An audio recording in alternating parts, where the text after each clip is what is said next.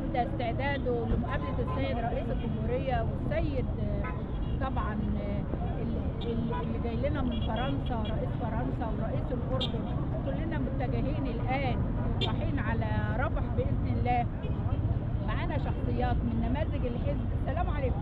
عليكم السلام ورحمة الله وبركاته. قول النهارده ايه وانت حاسس ان انت فعلا رايح شخصيات عمرنا ما شفناها وهنشوفها، والريس كمان.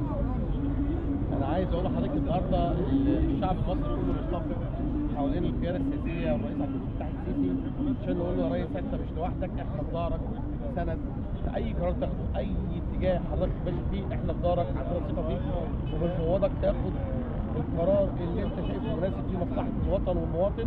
إحنا في دارك يا ريس، بقلوبنا، بصحتنا، بأموالنا، بعيالنا، إحنا جاهزين. يعني حاسس ان حزب حماة الوطن فعلا بيبقى سباق وبيعمل المبادره اللي بتبدا وبعدين كلهم يمشوا وراها. والله حماة الوطن مواطنين مصريين بيحبوا وطنهم وعندهم حب شديد للوطن زيهم زي كل المواطنين اللي بيحبوا وطنهم.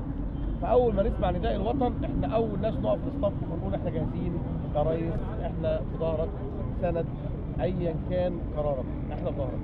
شايف ان المنصوره فعلا بلد رائده. طبعا احنا شايفين المنصوره نموذج على العالم كله اقتدى به في كل مكان وفي كل مكان. تقول ايه وحضرتك من المنصوره ممثل حاجه تبع امانه الحزب؟ أنا محمد فكري عضو هيئة مكتب في حزب حماة الوطن، عضو هيئة مكتب المحافظة. أنا عايز أقول لحضرتك إن المنصورة الوطنيين فيها أكتر بكتير، المقاتلين فيها اتجاههم يعني محبين للسيد الرئيس عبد الفتاح السيسي وللوطن أكتر من عددها. يعني أنت حضرتك لو قلت العدد مرتين اللي لسه روحهم ما بستش في بطن أمهاتهم بيحبوا الوطن.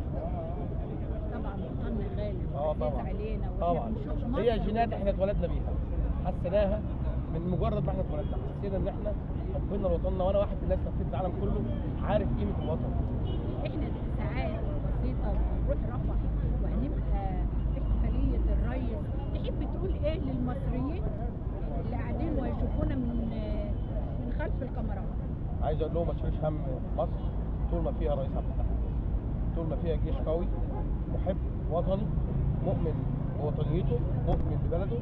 ما تقلقوش على مصر. مصر ان شاء الله هي ام الدنيا وهتبقى قد الدنيا. وتحيا مصر، تحيا مصر، تحيا مصر. صدقونا عندنا رئيس محترم فاز خلوق مؤمن بنجاح وطنه ويسعى بكل جهده على ان وطنه يكون في المقدمه ويكون وطن